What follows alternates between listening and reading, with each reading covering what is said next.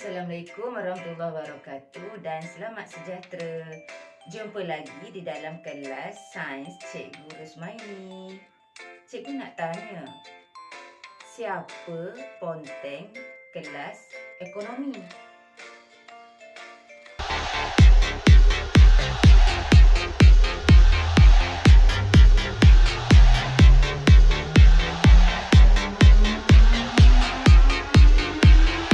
Tajuk yang akan kita bincangkan hari ini ialah saling bersandaran dan interaksi antara organisma dan antara organisma dengan persekitaran.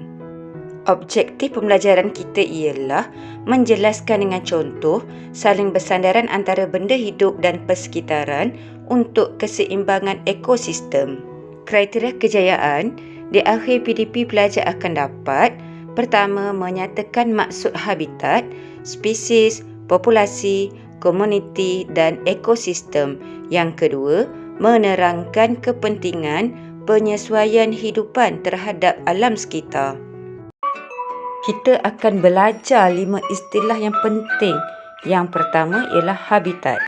Habitat ialah persekitaran atau tempat tinggal sesuatu organisma.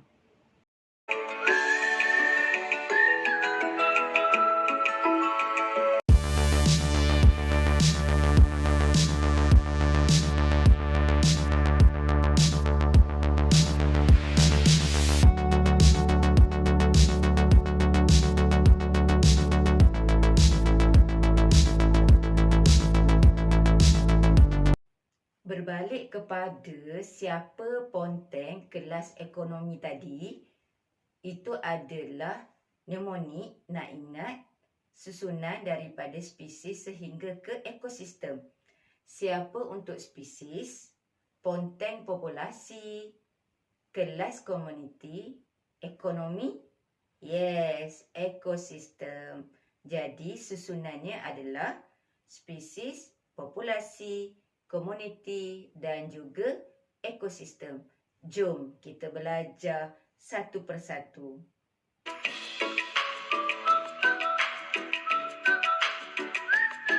Apakah maksud spesies? Spesies ialah sekumpulan organisma yang mempunyai ciri-ciri yang serupa dan boleh saling membiak dan menghasilkan anak. Contohnya, spesies kucing. Kucing boleh membiak dengan kucing. Anjing membiak dengan anjing. Begitu juga haiwan yang lain. Kucing tak boleh membiak dengan anjing.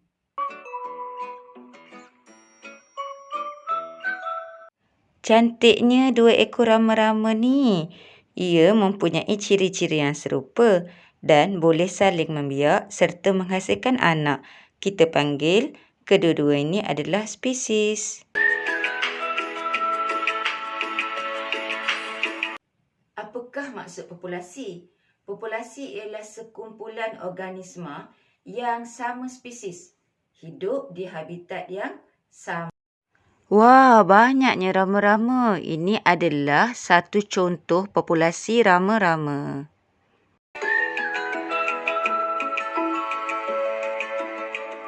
Komuniti ialah beberapa populasi organisma yang berbeza dan hidup bersama dalam satu habitat dan saling berinteraksi antara satu sama lain. Di kolom ini kita lihat ada beberapa populasi yang berbeza, iaitu populasi rama-rama, populasi ikan dan juga populasi kiambang yang hidup bersama-sama.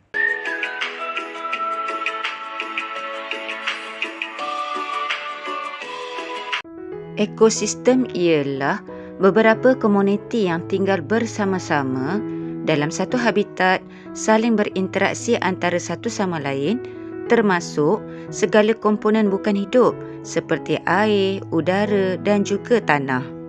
Jadi kita lihat di ekosistem kolam, beberapa komuniti tinggal bersama, iaitu rama-rama, ikan, kiambang, berinteraksi antara satu sama lain, termasuk juga dengan benda bukan hidup seperti air, udara dan juga tanah.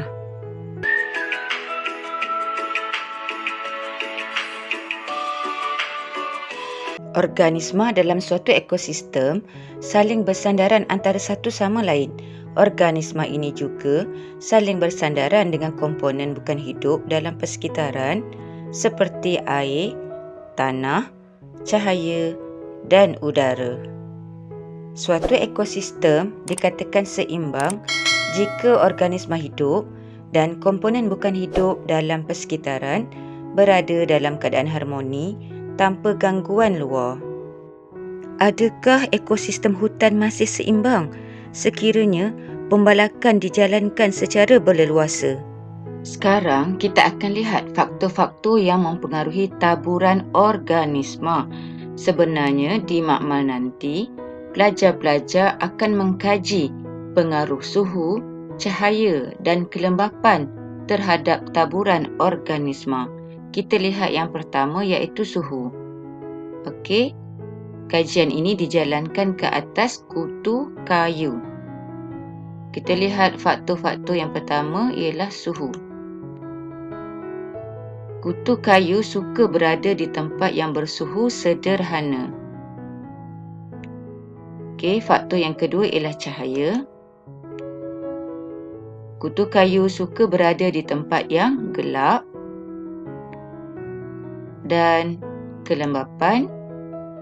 Setelah kajian dijalankan, kita dapati kutu kayu suka tempat yang lembap. Okey, so bila banyak air dia suka tinggal ataupun berada di kawasan yang lembap berbanding kawasan yang kering.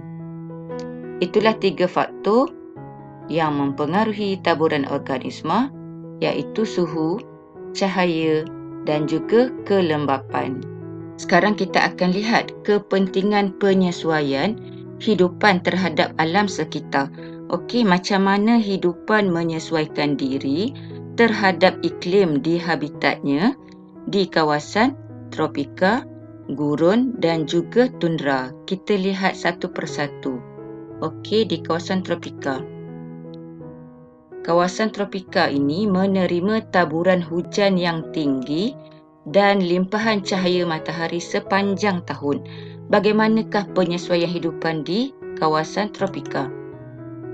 Okey, contoh di sini ialah lembu dan juga gajah. Lembu dan gajah mempunyai bulu halus dan juga sedikit kerana ianya tidak perlu memerangkak haba dengan banyak. Kawasan gurun. Kawasan gurun mengalami cuaca panas dan kering yang melampau. Okey, penyesuaian hidupannya contohnya ialah unta. Unta menyimpan lemak di dalam bonggolnya yang boleh digunakan untuk jangka masa yang lama. Lemak ini dioksidakan dan menghasilkan tenaga dan juga air.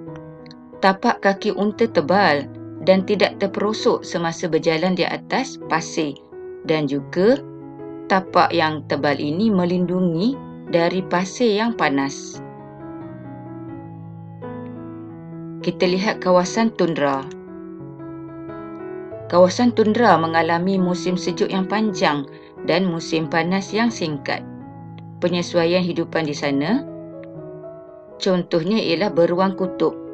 Beruang kutub mempunyai bulu dan lapisan lemak yang tebal untuk memerangkap haba. Bulunya tidak basah semasa berenang kerana kulitnya mempunyai kelenjar minyak yang membantu tubuhnya tetap kering. Jadi ini mengelakkannya kedinginan. Itulah penyesuaian hidupan di ketiga-tiga kawasan iaitu tropika, gurun dan juga tundra. Semoga video cikgu bermanfaat untuk semua. Jumpa lagi. Jutaan terima kasih saya ucapkan kepada semua subscribers. Tidak kira di mana anda berada. Teruskan sokongan anda kepada channel saya. Jangan lupa like, komen, subscribe dan aktifkan notifikasi lonceng agar anda tidak terlepas video terbaru daripada saya. Terima kasih kerana menonton video ini. Terima kasih.